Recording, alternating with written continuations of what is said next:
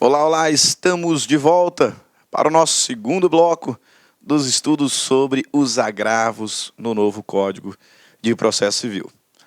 Já fizemos algumas notas introdutórias, identificando algumas distinções do novo CPC para o antigo CPC. Falamos sobre o que é decisão interlocutória, relembrando os estudos da parte geral, e identificamos quais decisões interlocutórias podem ser impugnadas por agravo de instrumento. Sendo certo que as decisões interlocutórias que não são impugnáveis por agravo de instrumento só poderão ser suscitadas se e quando houver apelação, em preliminar de apelação ou contra razões, artigo 1009, parágrafo 1º do novo Código de Processo Civil. As decisões interlocutórias, vimos, são as decisões interlocutórias impugnáveis por agravo de instrumento, são aquelas previstas no artigo 1015. O legislador diz, lá no 1015, cabe agravo de instrumento das decisões interlocutórias que versarem. E aí identifica cada uma das hipóteses que tratamos no último bloco. Então, ele traz lá a relação das decisões interlocutórias que podem ser impugnadas por agravo de instrumento. E aí dissemos, não está no 1015, apelação, preliminar de apelação, preliminar de contra-razões de apelação. Ok? Ótimo. Aí não tem como, surge a questão. Se o agravo de instrumento cabe das decisões interlocutórias previstas no 1015, este rol do 1015 é taxativo ou não? É taxativo ou não? Veja bem, eu não tenho dúvidas de que a ideia original do legislador é a de que este rol fosse taxativo. A proposta do legislador, inclusive, tentando facilitar a interpretação da lei, no caso concreto, a interpretação e a aplicação da lei ao caso concreto, a proposta era de que este artigo 1015 fosse taxativo quanto às hipóteses de interposição do agravo de instrumento.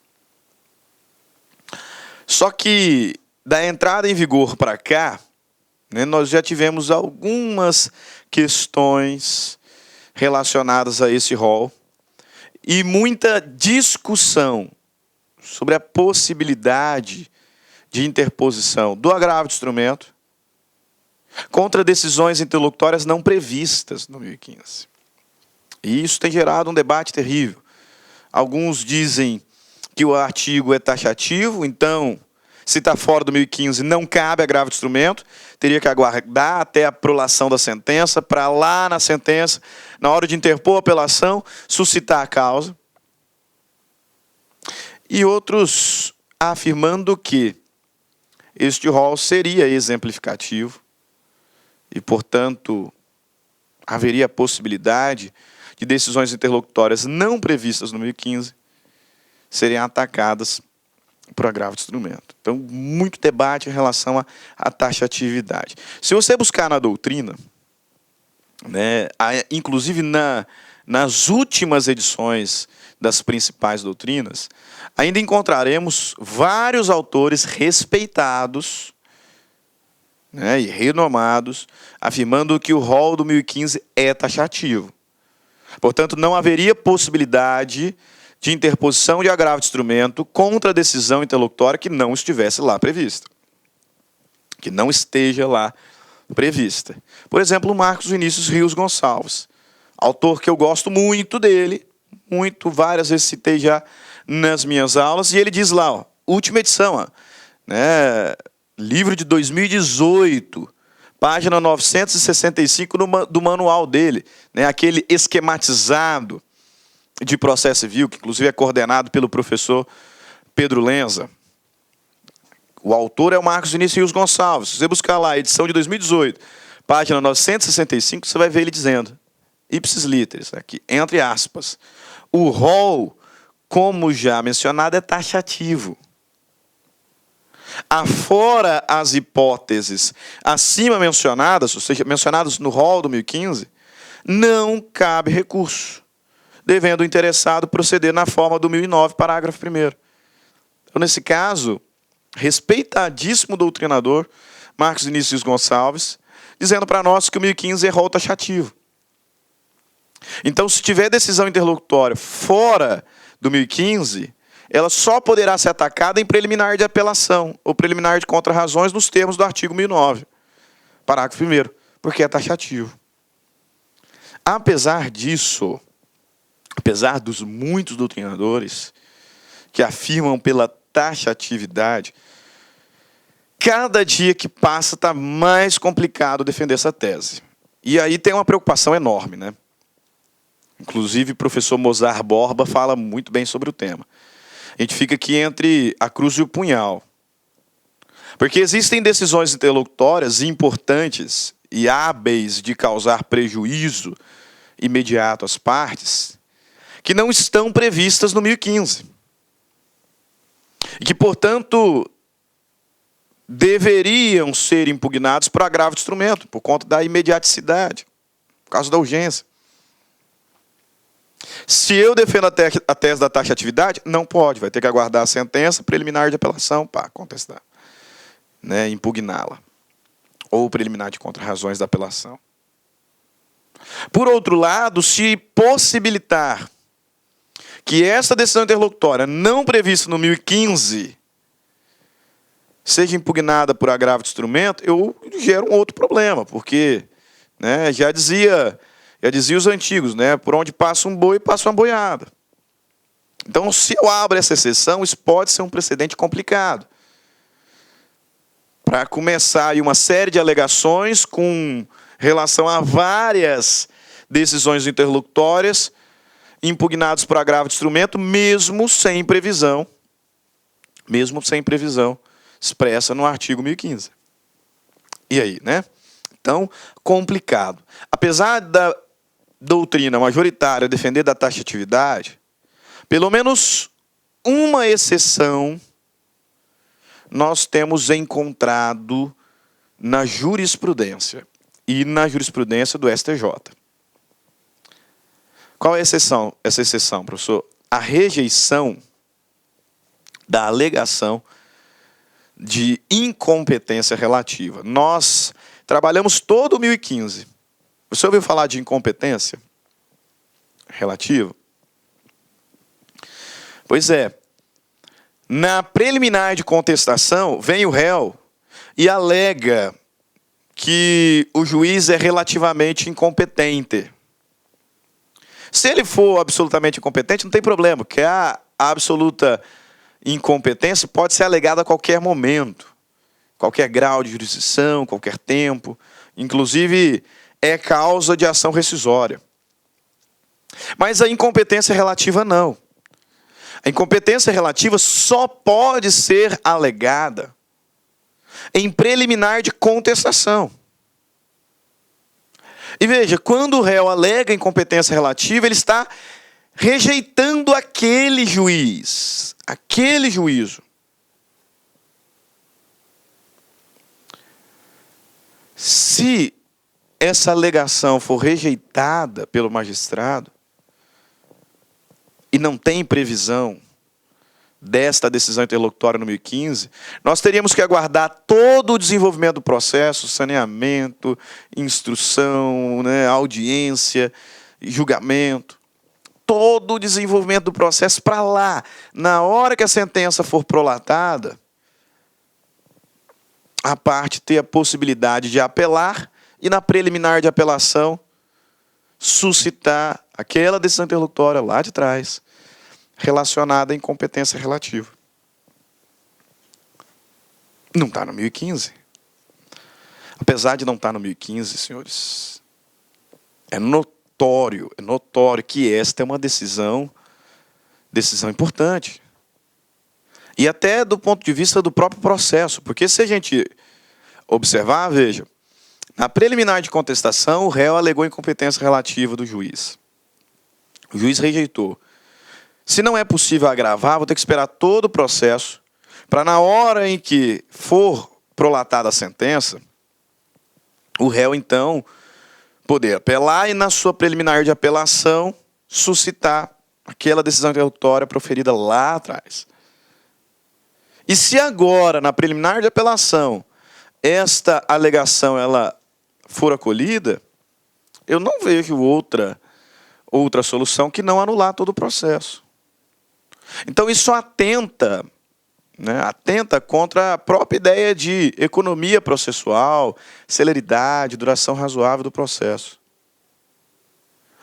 Além disso, cá para nós, a alegação de incompetência relativa se assemelha muito com aquela alegação de convenção de arbitragem.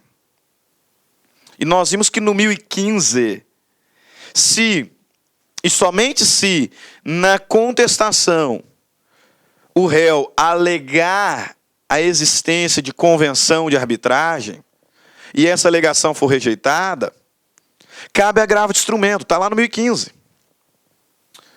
Veja, se o réu, alegando convenção de arbitragem, pretende rejeitar a atividade jurisdicional, aquele juízo especificamente, em que está se desenvolvendo o processo, fenômeno muito semelhante acontece quando da alegação da incompetência relativa. Essas duas alegações são extremamente semelhantes. Primeiro, porque elas só podem ser alegadas em preliminar de contestação. Tanto a convenção de arbitragem, quanto a incompetência relativa. E segundo, porque se alegadas pelo réu na preliminar de contestação, o réu está rejeitando aquele juízo. Qual é a lógica do legislador de possibilitar a interposição de agravo de instrumento contra a decisão interlocutória que rejeita a alegação de convenção de arbitragem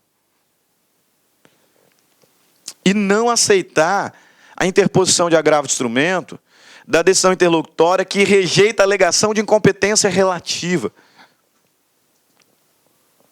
As situações são extremamente semelhantes. Por isso, repito, muitos doutrinadores têm defendido a tese da taxatividade do 1015. Mas a jurisprudência mais recente tem nos revelado ao menos uma exceção. E eu digo mais recente porque o assunto deve mudar. Quem sabe, muito em breve, terei que voltar aqui para gravar essa aula, trazendo aí uma novidade. Porque a discussão está muito grande, o debate é realmente acalorado sobre o tema. O 1015 é taxativo ou não? Só cabe agravo de instrumento contra as hipóteses do 1015? Ou existe alguma decisão interlocutória fora do 1015 que também pode ser impugnada por agravo de instrumento? Por ora, nós temos um precedente do STJ, da 4ª turma, recurso especial 1.679.909, oriundo do Rio Grande do Sul, cuja relatoria foi do ministro Luiz Felipe Salomão, julgado, veja aqui, dia 1 de fevereiro de 2018, então recentíssimo, que aceitou a interposição de agravo de instrumento em face da decisão interlocutória que rejeitou a alegação de incompetência relativa. Repito, decisão interlocutória que rejeita a alegação de incompetência relativa não está prevista no 1015. Mas o STJ entendeu, muito recentemente, que cabe agravo de instrumento contra essa decisão, mesmo não prevista no 1015. Então, abrindo aí essa exceção à suposta taxatividade do rol. Veja lá, vale a pena aqui a gente fazer essa leitura. Informativo, tema virou até informativo. Informativo do STJ, informativo número 618. É cabível a interposição de agravo de instrumento contra a decisão relacionada à definição de competência, a despeito de não previsto expressamente no rol do artigo 1015. E aí continua, ali o informativo e na sua explanação. Apesar de não previsto expressamente no rol do 1015, do CPC 15, a decisão interlocutória que acolhe ou rejeita a alegação de incompetência desafia recurso de agravo de instrumento por uma interpretação analógica ou extensiva da norma contida no inciso 3º do 1015. Qual é o inciso terceiro do 1015? Decisão que rejeita a alegação de convenção de arbitragem. As duas alegações são muito próximas. O STJ diz: se cabe agravo de instrumento da decisão que rejeita a alegação de convenção de arbitragem, é razoável, por analogia, que também caiba agravo de instrumento da decisão interlocutória que rejeita a alegação de incompetência relativa.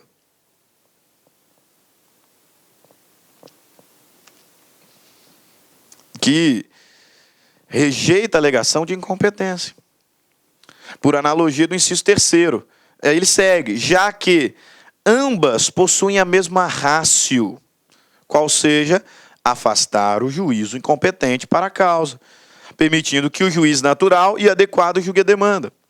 Quando alego a existência da convenção de arbitragem, eu quero afastar aquele juízo. Quando eu alego incompetência, eu quero afastar aquele juízo. A ratio é a mesma.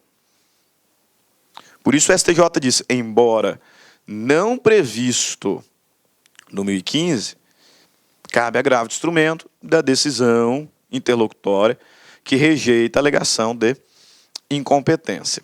Tá? O tema é tão complexo, que um pouquinho mais recente, né, final de fevereiro, nós tivemos um outro recurso especial. Esse não foi julgado ainda, mas foi afetado de repetitivo. Ou seja, a decisão futura dele, né, deve ser julgado muito em breve, por isso que eu falei que provavelmente terei que voltar.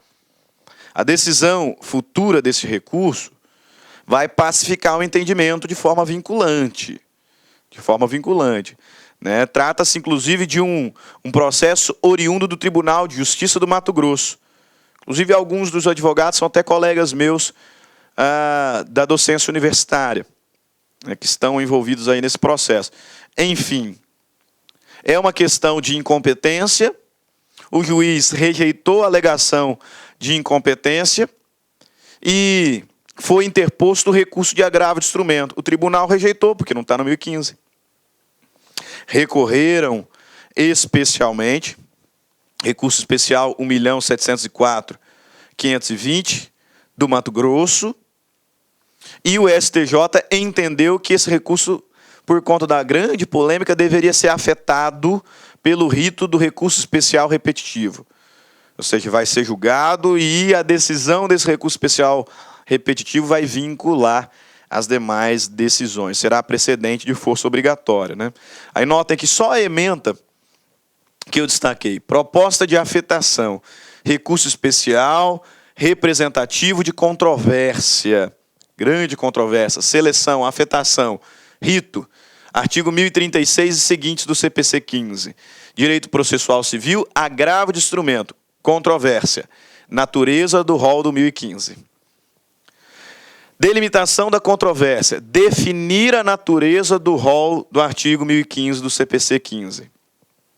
E verificar a possibilidade de sua interpretação extensiva para admitir a interposição de agravo de instrumento contra a decisão interlocutória que verse sobre hipóteses não expressamente versadas no inciso do referido dispositivo. A afetação do recurso especial ao rito do 1036, que é o rito do recurso especial repetitivo. Então, muito em breve, nós vamos ter um precedente aí da Corte Superior, discutindo se o 1015 é taxativo ou não.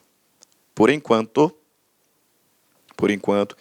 cabe agravo de instrumento das decisões interlocutórias previstas no 1015 e por precedente do STJ, cabe agravo de instrumento da decisão que versar sobre incompetência, mesmo que esta não esteja prevista no 1015, ok?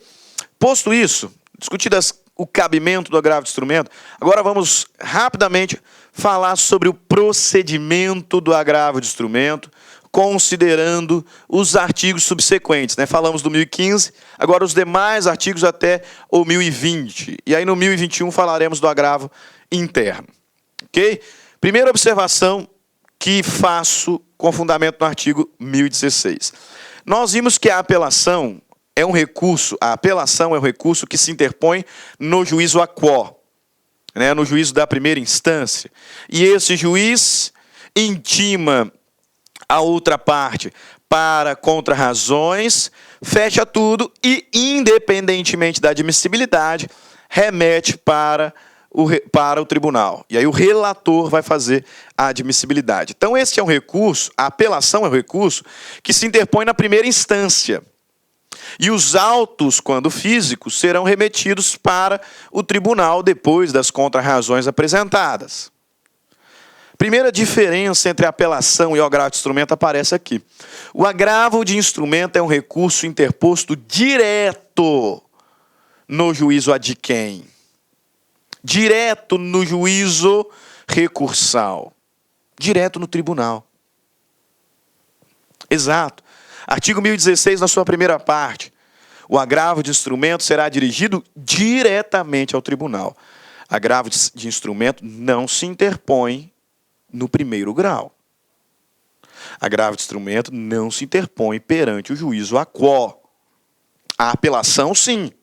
A apelação é interposta perante o juízo a quo, vai intimar a outra parte para contrarrazoar, junta tudo e manda para o tribunal.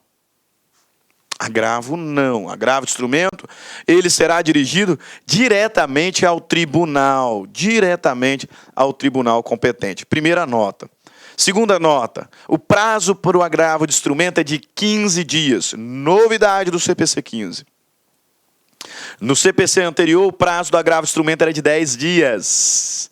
Unificação dos prazos, com exceção dos embargos de declaração, que terão prazo de 5 dias. Os demais recursos, inclusive o agravo de instrumento, 15 dias. 15 dias. Parágrafo 5º do artigo 1003. Excetuados os embargos de declaração, que terão um prazo de 5 dias, o prazo para interpor os recursos, inclusive o agravo de instrumento, e para responder-lhes, então para as contrarrazões, é de 15 dias. É de 15 dias. Agora, a curiosidade do agravo de instrumento, e até razão porque ele é interposto direto no tribunal, é porque esse recurso de agravo de instrumento não vai impedir o curso do processo no primeiro grau. Lembra que a apelação ela é interposta em face de sentença. Então, acabou o processo de conhecimento, de execução, ao menos no primeiro grau. E agora os autos são remetidos para o segundo. E vão correr lá. No agravo de instrumento, não, senhores. O agravo de instrumento ele é interposto contra a decisão interlocutória do 1015. Decisão interlocutória não põe fim ao processo. Então, o processo continuará a se desenvolver na primeira instância. E o agravo estará simultaneamente se desenvolvendo na segunda instância. Por isso, eu não tenho como remeter os autos. Se os autos forem físicos, não tem como eu remeter os autos para o segundo grau. Por isso, ele é chamado de agravo de instrumento. Porque essa petição de agravo, razões recursais, deverá ser acompanhada por instrumento, ou seja, por cópia de alguns documentos elementares, já vamos identificar quais, do processo que está no primeiro grau. Por isso que ele é de instrumento, ele vai com instrumento, vai com cópias essenciais do processo. A petição deverá ser acompanhada do instrumento, que será composto pelos documentos previstos na lei, lá no artigo 1017. Artigo 1017 vai dizer, a petição de agravo de instrumento será instruída, inciso primeiro, obrigatoriamente, com cópia da petição inicial, da contestação, da petição que ensejou a decisão agravada, da própria decisão agravada, da certidão da respectiva intimação, ou outro documento oficial que comprove a tempestividade das procurações outorgadas e das procurações outorgadas aos advogados do agravante e do agravado. Esses aqui são petições obrigatórias, são documentos obrigatórios que devem seguir um instrumento do agravo. Além disso, deve ser instruído com declaração de inexistência de qualquer dos documentos referidos no inciso 1º, feita pelo advogado do agravante sob pena de sua responsabilidade pessoal. Então, vejam, obrigatoriamente, a petição do agravo deverá ser acompanhada por instrumento, composto por cópias obrigatórias desses documentos do inciso 1º do 1017. Petição inicial, contestação, petição da decisão agravada, a própria decisão agravada, certidão da respectiva intimação ou outro documento oficial para comprovar a tempestividade, que é requisito de admissibilidade do recurso, e as procurações. Se alguma dessas decisões, se algum desses documentos não existir, então o advogado deverá juntar um documento onde declarará sob pena de responsabilidade que o documento acima não existe.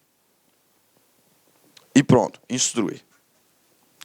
Facultativamente, qualquer outra peça que julgada relevante poderá ser juntada pelo agravante. Artigo 1017. Veja bem, isso aqui sempre foi uma praxe do agravo de instrumento.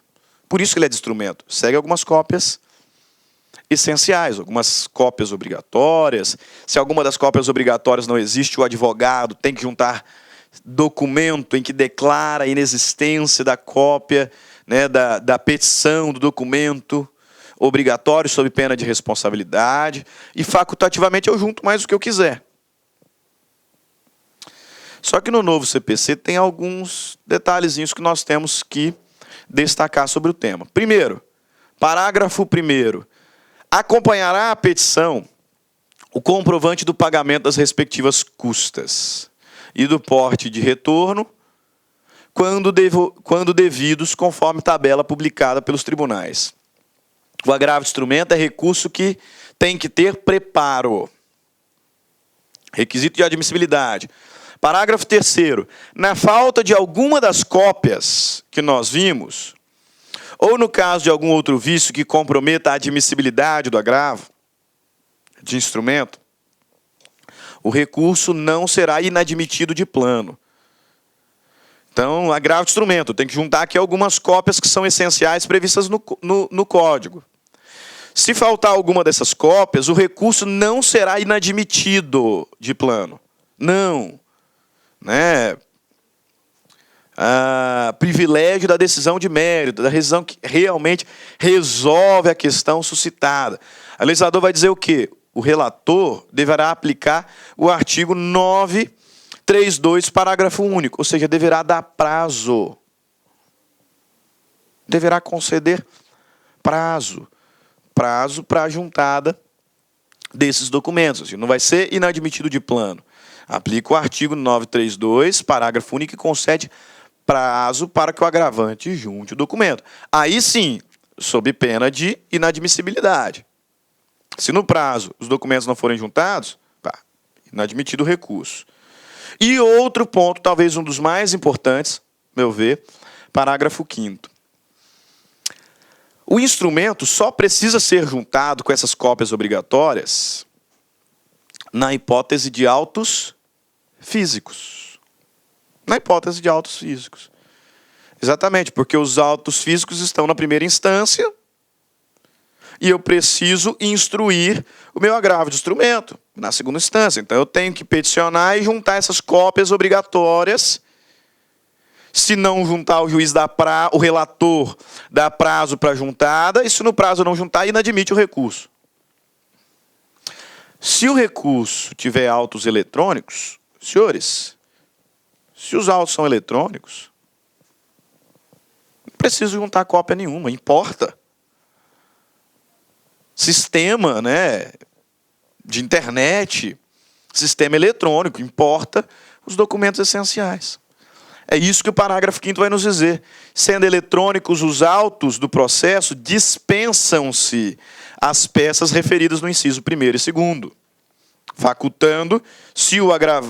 facultando-se ao agravante anexar outros documentos que entender úteis para a compreensão das controvérsias.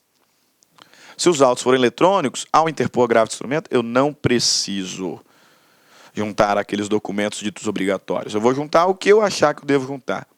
E se achar que devo juntar. Afinal, o sistema eletrônico. Importa lá o que preciso. Né? Então, parágrafo 5º aí vale a pena ser destacado.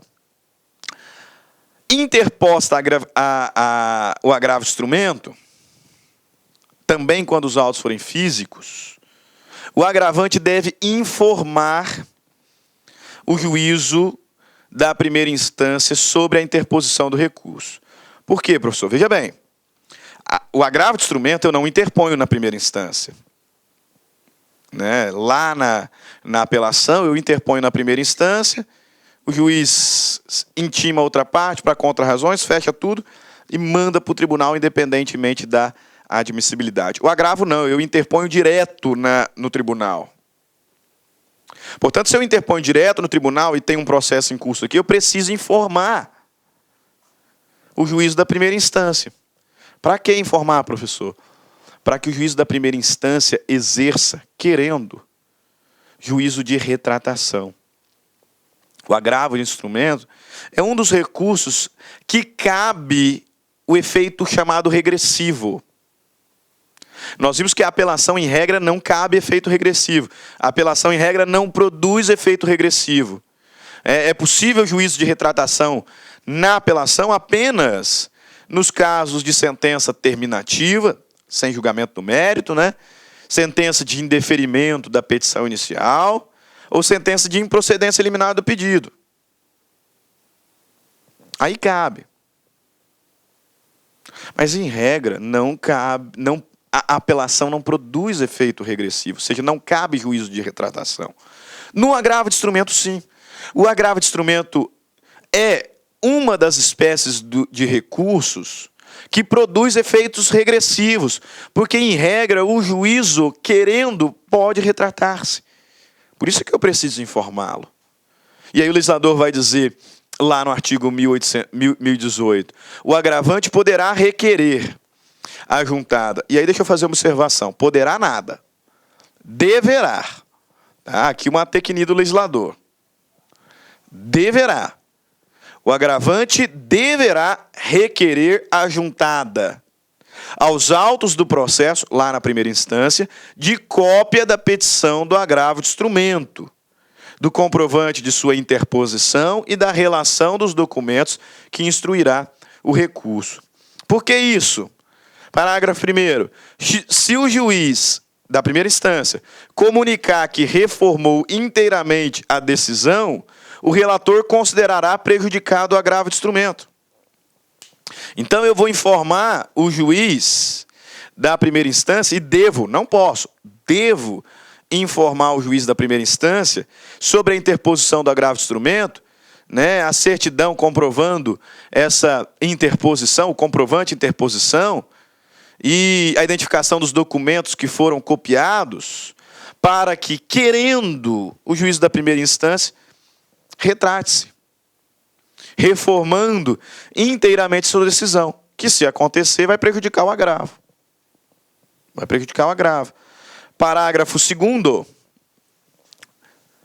nota importantíssima, veja. Interposto o agravo de instrumento, o agravante deve informar o juiz da primeira instância, para, querendo, retratar-se. O que, se acontecer, prejudica o agravo de instrumento, evidente. Agora, isso só deve ser feito se os autos forem físicos. Parágrafo 2º na tela. Não sendo eletrônicos os autos, o agravante tomará a providência prevista no caput no prazo de 3 dias, a contar da interposição do agravo de instrumento.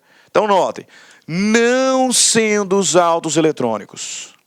Não sendo os autos eletrônicos, portanto, sendo os autos físicos, em 3 dias a contar da interposição do agravo de instrumento, o agravante deve informar, não pode, deve informar o juiz da primeira instância sobre a interposição do recurso.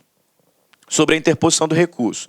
Mas isso se os autos não forem eletrônicos. Se os autos forem eletrônicos, ele não precisa. Sistema de comunicação, né? Ok? Então, atenção para esse início. Não sendo eletrônicos os autos, o agravante tomará a providência prevista no caput, no prazo de 3 dias, a contar da interposição do agravo de instrumento. Sendo eletrônicos, não precisa. Agora, sendo físicos, deve. Não pode, não. Tem essa história de poderá, não. Deve. Deve pelo seguinte, parágrafo 3º. O descumprimento da exigência de que trata o parágrafo 2º Desde que arguido e provado pelo agravado, importa inadmissibilidade do agravo de instrumento. Então, que historinha é essa de pode, legislador? Né? O legislador diz aqui, né, no 1018, o agravante poderá, não pode nada. Se os autos são físicos, ele deve, no prazo de 3 dias da interposição do agravo de instrumento, ele deve informar o juízo da primeira instância. Porque se ele não fizer isso, arguido e provado pelo agravado, que não houve a informação, o agravo será inadmitido. Então é requisito de admissibilidade. Agora, para quando os autos são físicos. Se os autos forem eletrônicos, aí não precisa. Aí não precisa. Perfeito. Interposto o recurso, informado o juízo da primeira instância, quando os autos são físicos, tudo bem. Quais são os atos que o relator pode praticar? Artigo 1019. Recebido o agravo de instrumento no tribunal e distribuído imediatamente, se não for o caso da aplicação do artigo 932, inciso 3º e 4º, o relator no prazo de 5 dias. Vamos aqui analisar o artigo 1019 caput. Recebido o agravo de instrumento no tribunal e distribuído imediatamente, se não for o caso de aplicação do artigo 932, inciso 3º, inciso 4º. Que incisos são esses do artigo 932 do CPC? São os incisos que falam sobre a decisão monocrática do relator. Qual? Inadmitindo o recurso, inciso 3º. Então, se não for o caso de inadmitir por falta de algum dos requisitos de admissibilidade, ou improcedência, ou desprovimento liminar. Ele admite, mas observa no caso concreto que o agravo atenta contra a decisão, contra precedente obrigatório do STJ, por exemplo. Um RESP repetitivo, como teremos no caso da incompetência. Aí ele admite e rejeita. E julga desprovido. Então, veja, desprovido liminarmente. Recebido o agravo, e não sendo o caso de inadmissão nem rejeição preliminar, no prazo de 5 dias, o relator poderá atribuir efeito suspensivo ao recurso. O recurso de agravo de instrumento não tem efeito suspensivo op legis, op iudices. Ele poderá atribuir o efeito suspensivo ao recurso ou deferir em antecipação de tutela, total ou parcialmente, a pretensão recursal, comunicando o juiz a sua decisão. Tá? Então, ele poderá conceder o efeito suspensivo. Não é obrigatório. Ordenará a intimação do agravado pessoalmente, por carta com aviso de recebimento, quando não tiver procurador constituído, ou pelo diário da Justiça, ou por carta com aviso de recebimento, dirigido ao seu advogado, para que responda no prazo de 15 dias, facultando-lhe juntar a documentação que entender necessário o julgamento do recurso. Então, não sendo o caso de inadmissão, nem de desprovimento liminar, o relator poderá conceder efeito suspensivo. Concedendo ou não, intimará o agravado. Para quê? Para contrarrazoar no prazo de 15 dias. E, por fim, determinará a intimação do Ministério Público, preferencialmente por meio eletrônico, quando for o caso de sua intervenção, para que se manifeste no prazo de 15 dias. Então, se é uma hipótese de participação indispensável do Ministério Público, ele, então, deverá determinar, relator, deverá determinar a intimação do MP. Né? Deverá determinar a intimação do MP para, no prazo de 15 dias, se manifestar. Ok? Beleza. Assim como fiz com a apelação, também fiz aqui com o agravo de instrumento, né? Um fluxograma explicando o desenvolvimento do agravo de instrumento à luz da lei, né? Do que nós vimos aqui no CPC 15, do 1015 ao 1020. Okay? E aí nós temos o quê? Preste bastante atenção como é o desenvolvimento do agravo de instrumento. Decisão interlocutória proferida. Decisão esta prevista lá no artigo 1015 do Código de Processo Civil. Das decisões interlocutórias previstas no 1015, cabe agravo de instrumento diretamente proposto no tribunal.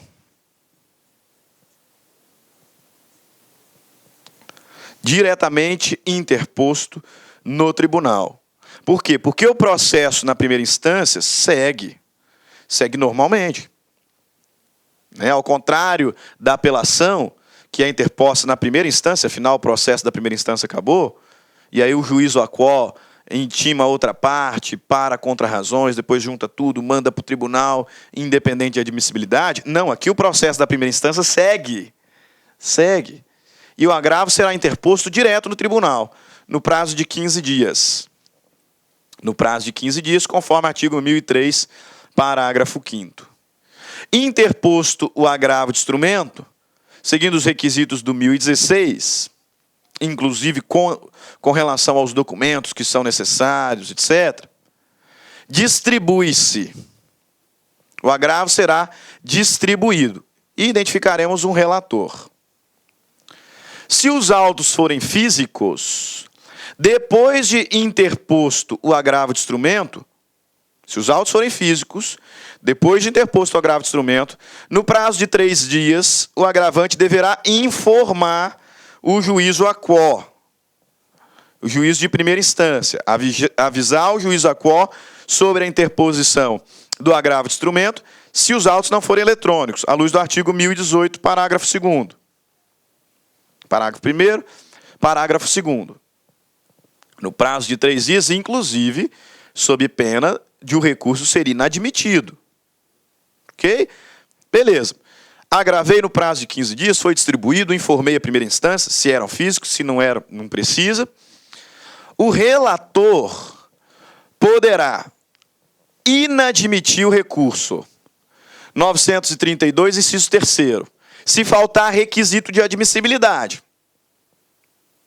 Se faltar requisito de admissibilidade, o relator inadmitirá o recurso, ou seja, não conhecerá dele, com fundamento no artigo 932, inciso 3º. Da decisão monocrática do relator, cabe agravo de instrumento, também no prazo de 15 dias, à luz do artigo 1021. Nós vamos ver daqui a pouquinho. O agravo interno, melhor, agravo de instrumento não, agravo interno. O agravo interno é um recurso cabível contra decisões monocráticas do relator. Aqui o relator sozinho inadmitiu o recurso, não conheceu dele. Então cabe agravo interno. Ou o relator, observando a presença de todos os requisitos de admissibilidade, pode conhecer o recurso, admitir. Se o recurso foi conhecido, juízo de admissibilidade, portanto, feito com sucesso, agora eu vou analisar o mérito. Admitido o recurso pelo relator, o relator pode negar provimento. Juízo de mérito. Juízo de mérito. Ele poderá negar provimento com fundamento no inciso 4º do artigo 932. Monocraticamente, sozinho. Nós já vamos ver esse artigo 932, parágrafo 4º, inciso 4º, melhor dizendo, que fala das hipóteses em que o relator pode, sozinho, monocraticamente, negar provimento. Ele conheceu. Veja a diferença. Aqui, nessa hipótese, ele não admitiu o recurso por falta de requisitos de admissibilidade, portanto, não julgou mérito. Dessa decisão cabe agravo de instrumento, por quê? Porque é uma decisão monocrática. Decisão monocrática. Sozinho, ou seja, não teve colegiado. Agora, ele pode admitir o recurso e negar provimento. Aí julgando o mérito. Admitiu, os requisitos estão presentes e negou o provimento. Inciso 4º. Essa decisão também é monocrática. Das decisões monocráticas do relator, cabe agravo interno. Então, da decisão que ele inadmite o recurso, falta de requisito de admissibilidade, juízo de admissibilidade,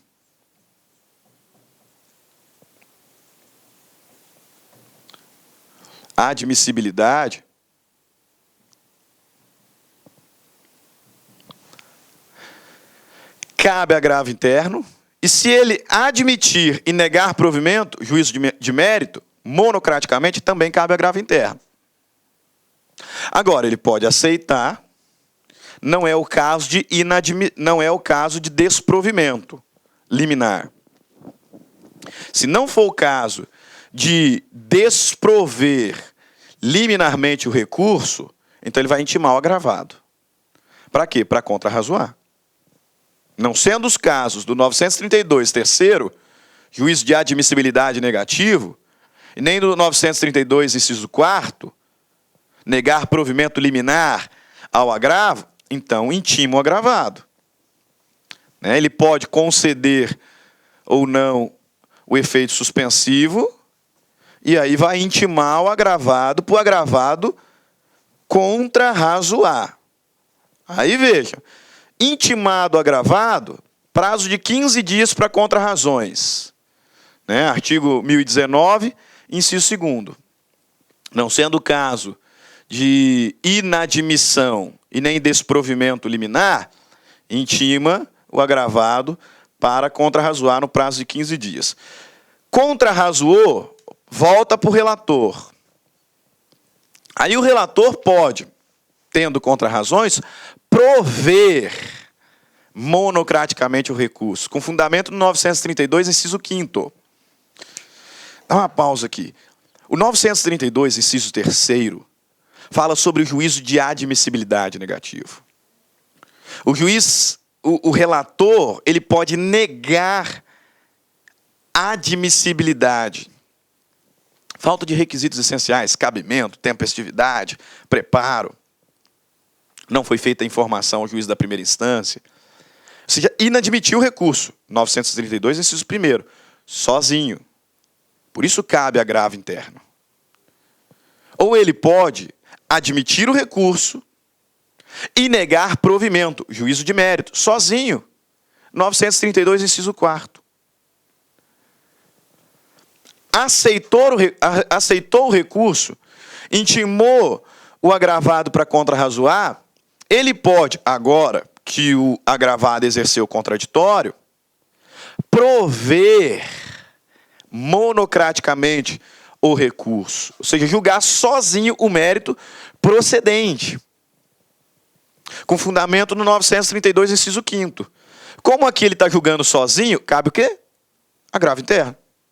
Das decisões monocráticas do relator, cabe agravo interno. Ou ele pode designar uma sessão de julgamento, e aí com um colegiado, Tribunal de Justiça, 3 desembargadores, proferir um acórdão. Observar a sequência? Tá? Muito, muito importante a percepção clara do procedimento do agravo de instrumento. Proferir a decisão interlocutória, 15 dias, agrava, distribui. Se os autos forem físicos, informa o primeiro grau. Prazo 3 dias sob pena de inadmissão. Quem foi distribuído, informou o primeiro grau. O relator, juízo de admissibilidade, pode admitir ou inadmitir. Requisitos essenciais, requisitos preliminares, requisitos de admissibilidade. Se inadmitir, cabe agravo interno. Se admitir, ele pode liminarmente desprover. Juízo de mérito. Como ele está fazendo sozinho, cabe agravo interno. Ou ele pode intimar o agravado. Intimado o agravado, no prazo de 15 dias, contra razões. Aí o relator pode prover monocraticamente, sozinho. Se ele fizer isso sozinho, cabe agravo interno. Ou, o que naturalmente acontece, a maioria das vezes, designa uma sessão de julgamento onde um acórdão será proferido. Ok? Ótimo. Concluindo a nossa aula sobre agravos, e aí no próximo bloco realizaremos aí algumas questões, né, de concursos públicos já cobradas anteriormente. Agravo interno. Concluímos o agravo de instrumento. Beleza? Agravo interno.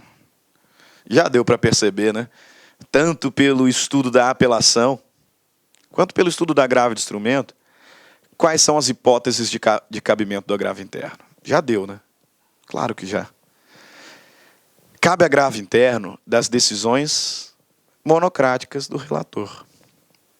Seja de inadmissão do agravo, do recurso, seja de apelação, seja do agravo. Seja de uma decisão de desprovimento monocrático do recurso, fundado no 932, inciso 4º, ou de provimento, depois das contrarrazões, né, exercício do contraditório, fundados no 932, inciso 5º. Sozinho. Das decisões unipessoais, das decisões monocráticas do relator, cabe agravo interno. Só vou fazer uma adequaçãozinha. O legislador faltou um pouquinho com uma técnica. Não é só das decisões do relator, não, tá? Qualquer decisão unipessoal no tribunal, cabe agravo interno. Porque pode ser uma decisão do presidente, né, do tribunal, do vice-presidente, como é o caso da negativa de provimento, né, da negativa de sequência do recurso especial por ofender precedente de observação obrigatória, cabe agravo interno. Tem uma decisão monocrática que não cabe, a gente vai falar dela mais para frente. Tá? Da decisão que inadmitir recurso especial, recurso extraordinário, veremos, cabe agravo em recurso especial, agravo em recurso extraordinário. Tá? Mas, com exceção desta, as decisões unipessoais, monocráticas, proferidas no tribunal, podem ser impugnadas por agravo interno. E é isso que o 1021 traz com uma clareza solar. Artigo 1021. Contra a decisão proferida pelo relator, caberá agravo interno para o respectivo órgão colegiado, observadas, quanto ao processamento, as regras do regimento interno do tribunal. Então, contra as decisões do relator, cabe agravo interno para o órgão colegiado respectivo. E esse agravo interno, quanto ao processamento, seguirá as regras do regimento interno do tribunal. Por isso que, nesse contexto, a gente só tem um artigo, 1021. Porque as regras de processamento, cada regimento de tribunal vai trazer. Mas tem algumas regras que nos importam destacar. Primeiro, quais são essas decisões do relator que podem ser impugnadas por agravo interno? O artigo 932, muito citado em nossas aulas, traz as atribuições do relator. E aí ele vai dizer, incumbe ao relator dirigir e ordenar o processo do tribunal. E segue. Aí veja, apreciar o pedido de tutela provisória nos recursos e no processo de competência originária tribunal. Então, do julgamento monocrático sobre o pedido de tutela provisória nos recursos, cabe agravo interno. Não conhecer, pessoal, o que significa isso? Juízo de admissibilidade. Ou seja, inadmitir, falta requisito essencial.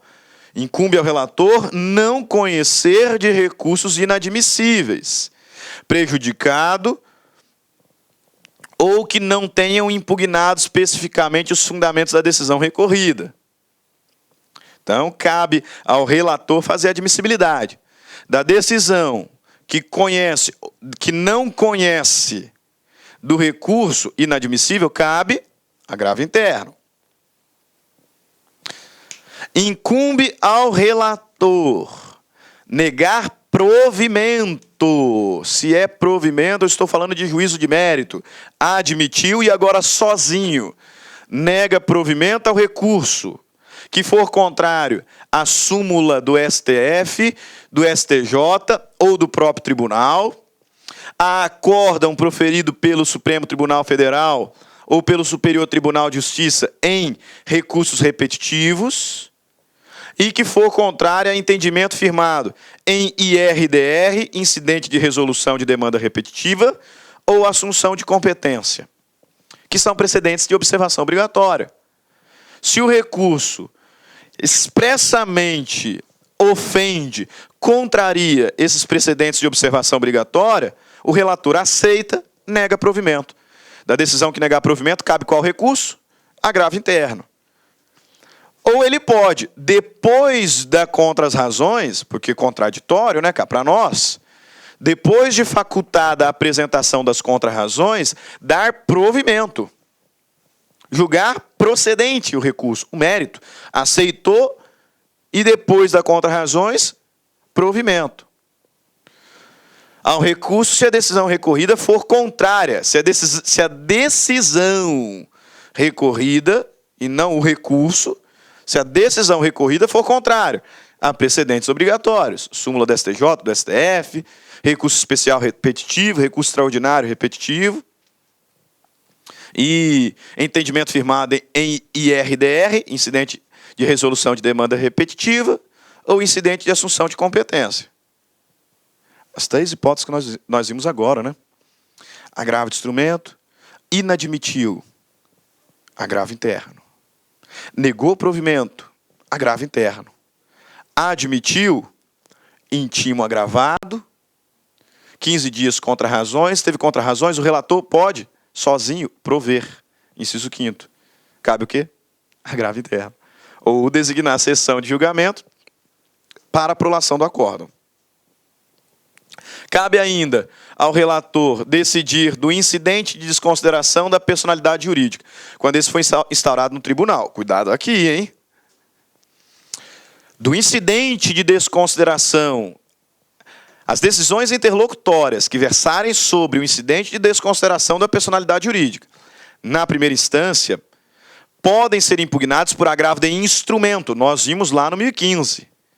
Decisões que versarem sobre incidente de desconsideração da personalidade jurídica. Agravo de instrumento. Agora, se o incidente for suscitado já no tribunal, cabe ao relator decidir o incidente de desconsideração.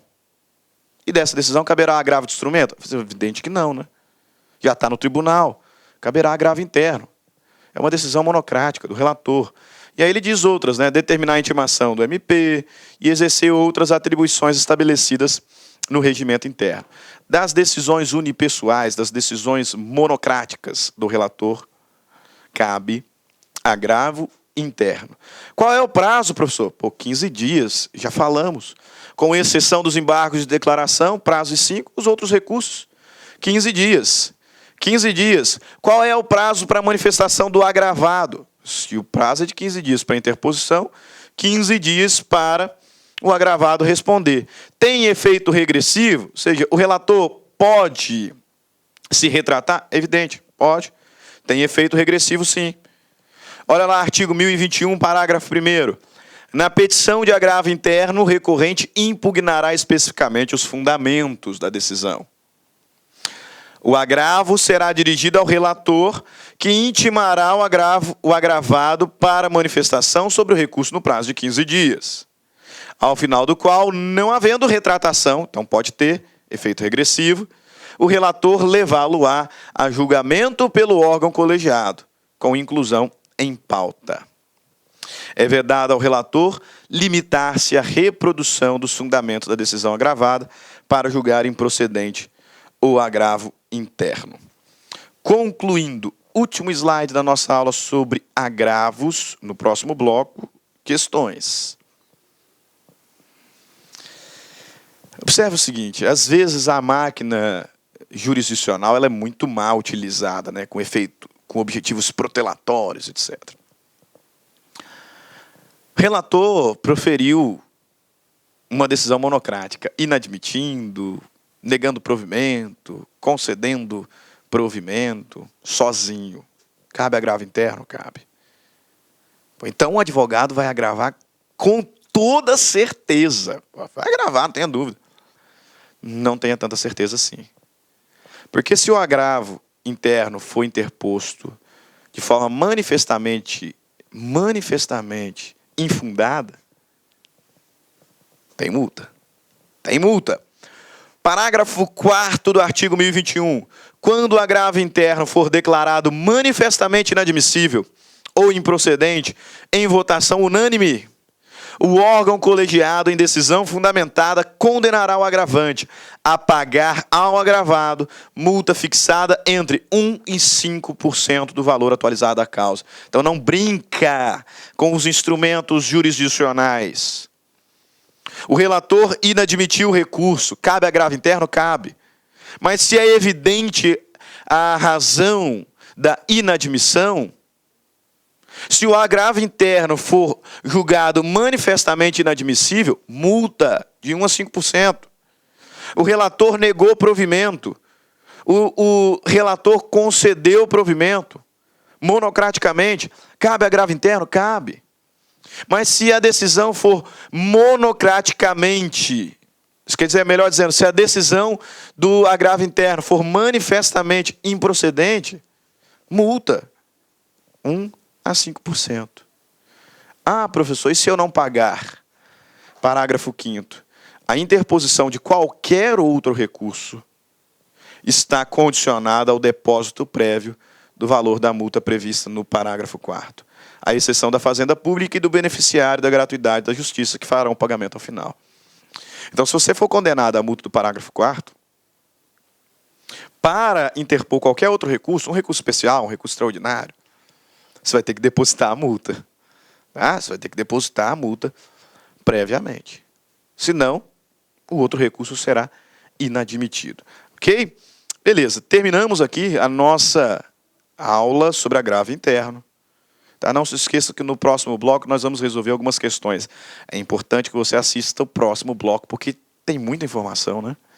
Tem muita informação e a melhor forma de pacificar todas essas informações por meio da resolução de questões. Então, te vejo no próximo bloco, que nós vamos resolver aqui algumas questões conjuntamente, ok? Abraço a todos, fiquem todos com Deus. Até o próximo bloco. Tchau, tchau. Clique like.